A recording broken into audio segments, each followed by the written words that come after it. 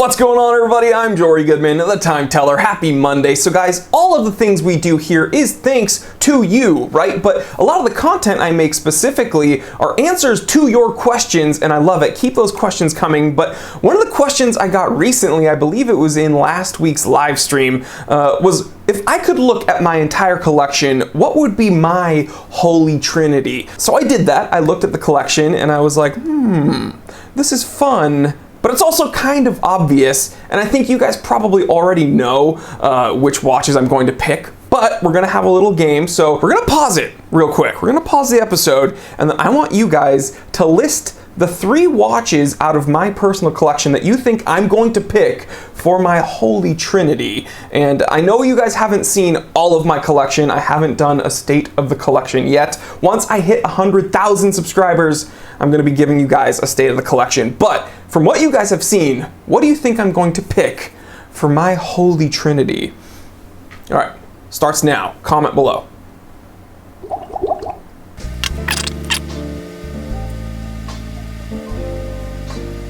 I am looking at memes currently. All right, guys, well, let's go ahead and see if you were right. It's 12:05 p.m. Let's get down to business.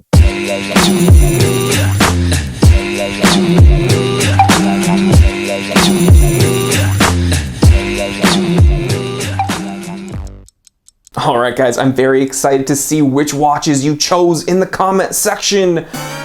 But I know the suspense is killing you, so here they are. Now guys, some of my avid viewers will recall an episode I made fairly recently showcasing a more revised version of the Holy Trinity. Now, the Holy Trinity, when it comes to the watch world, is more commonly regarded as AP, Patek Philippe, and Vacheron Constantin. Now, in that episode I made, I like to stir the pot, push some buttons, and often gets me in a little bit of hot water with my comment section. I said that the Holy Trinity should be Vacheron, JLC, and Cartier. Now here we have a Vacheron, here we have a JLC, but where's the Cartier? Now I do own a Musta Cartier tank, so why isn't that on the list? Well, when I look at my personal collection, and again, this whole hypothetical, this whole little game was me looking at my personal collection, there's just a watch that I feel is a bit more special than my Cartier, and that's my Grand Seiko J14070. I could not make a Holy Trinity episode without putting this on the list. Guys,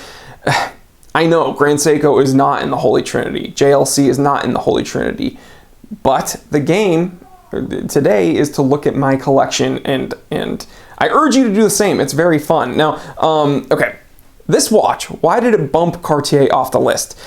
This is just such a centerpiece in my collection, okay? It's so important, being a Seiko fanatic like myself, to have the first ever Grand Seiko, but this isn't just important for Seiko's history. It's also important horologically speaking. This is the first ever Japanese chronometer grade watch. So, yeah, it's just very cool, very special, and don't worry, we're gonna look at each one of these closer, we're gonna look at each one of these specifically, and I'll tell you why I put them on my list of Holy Trinity worthy watches. So without further ado, let's get into it. Okay, so I figured in this episode we could go kind of in reverse order from when I picked up these watches, and this is actually one of the newest watches in my collection, or newest additions I should say, because this is actually I think it's actually the oldest watch on today's list, coming out in 1945. This is my Vacheron 4533C, small seconds, gorgeous factory black gilt dial,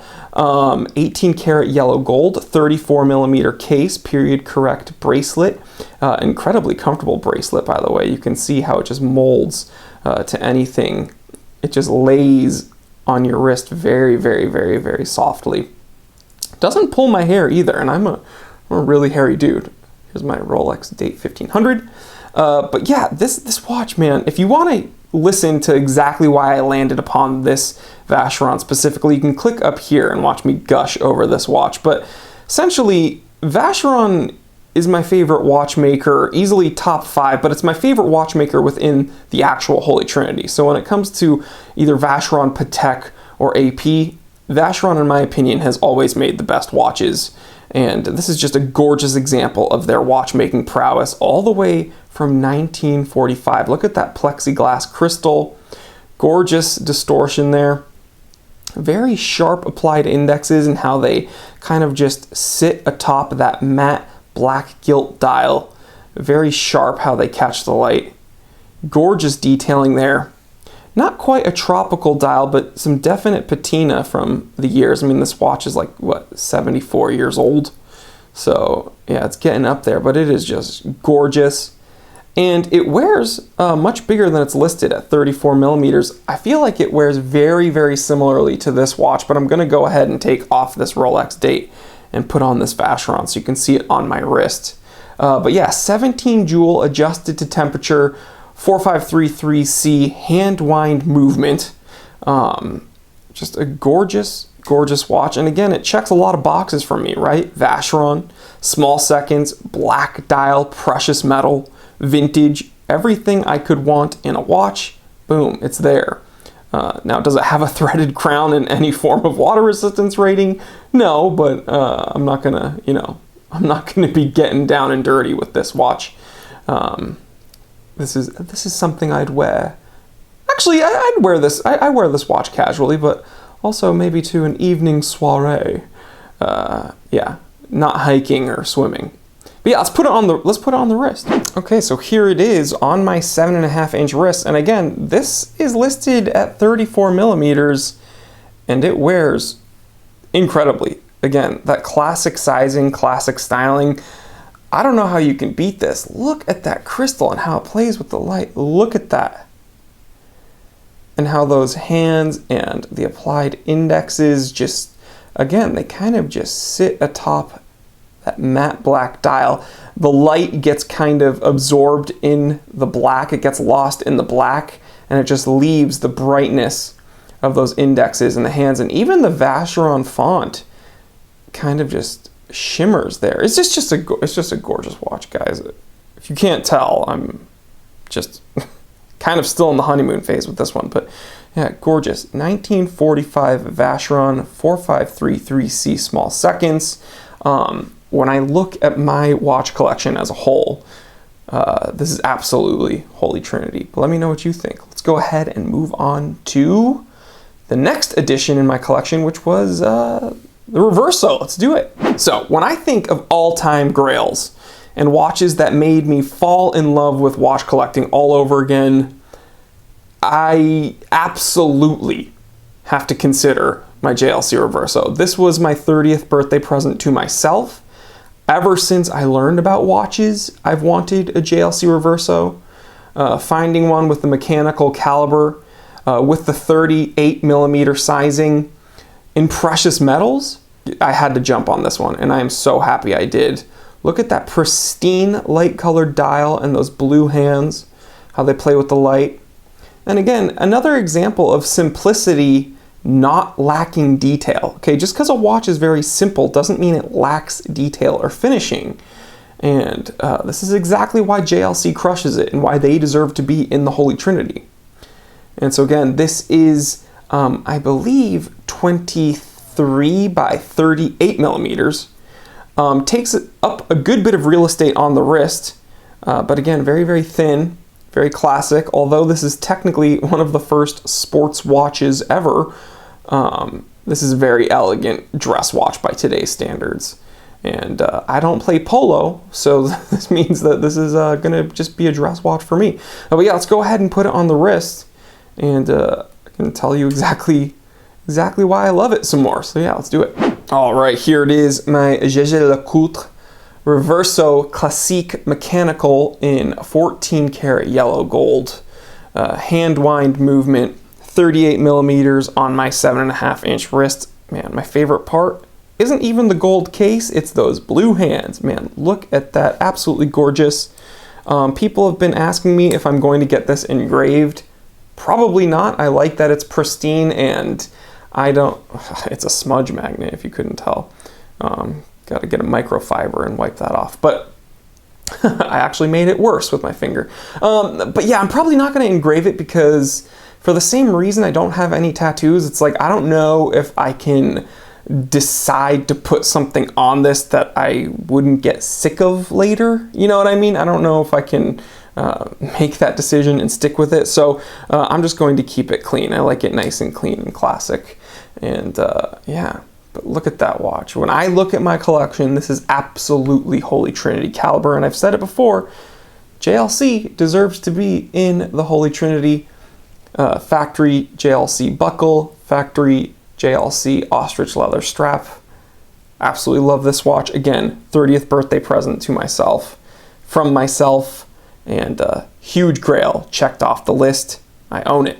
Love it. Let's move on. Which brings us to the third and final watch on today's list, rounding out the Trinity, my Grand Seiko J14070, circa early 1960s, first Japanese chronometer grade watch, first Grand Seiko ever. Look at those sharp hands, man, and applied indexes. This has the perfect amount of patina without looking ruined. You know, like, unfortunately, these watches had such terrible water resistance ratings that if you were in a humid climate, or if you wore this in the rain or you got it wet, a lot of these just didn't last, and they have terrible, terrible, terrible water damage.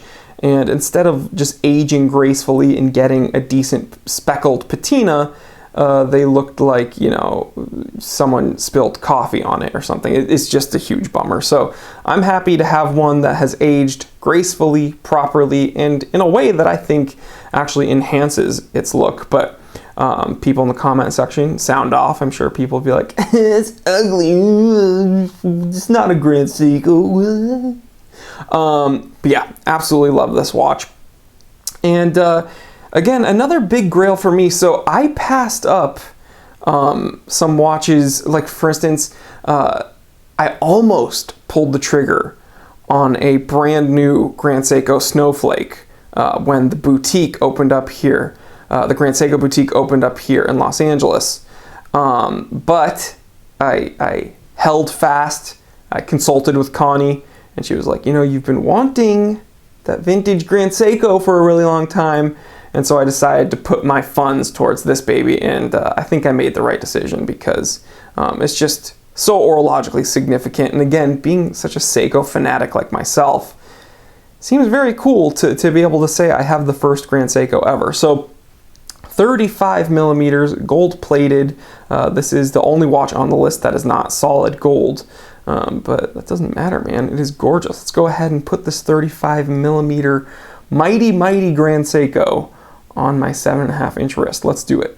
All right, so here it is, guys. My Grand Seiko J14070, 35 millimeters of might on my 7.5 inch wrist. Now, guys, when I personally think of just classic, distilled, elegant dress watch aesthetics, I think of, you know, light colored dial, no complications, sub 40 millimeter dimensions, and this checks off all those boxes. The only thing that would make this better is if I got it in precious metals, but I'm happy with gold plated here.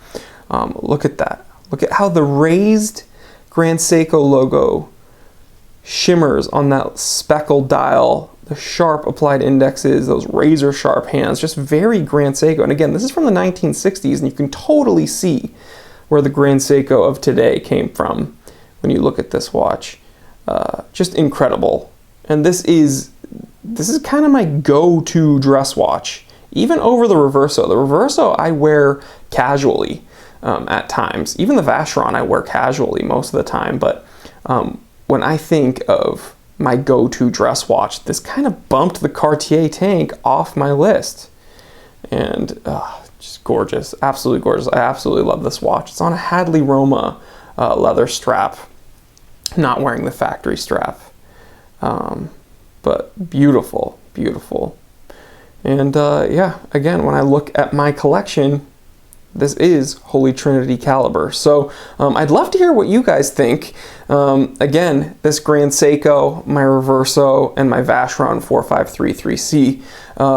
Did you choose those? And if not, which ones did you choose? And then in your collection, what would you pick as your Holy Trinity worthy watches?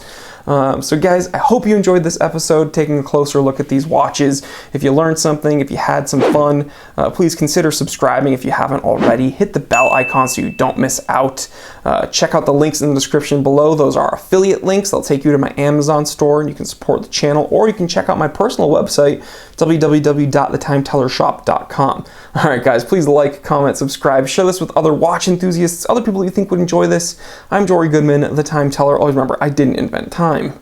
I just tell it. Real quick, if you enjoyed this episode, then do not worry, the fun doesn't need to stop here. Check out these recommended episodes that are going to be popping up on the screen anytime now. Also, take a moment, check out my brand new channel, the Time Away channel. It's where I talk about everything outside of the watch world, some of my other collections, some of my other hobbies. And if you're not interested in any of that, don't worry, just stay right here and I will see you right here.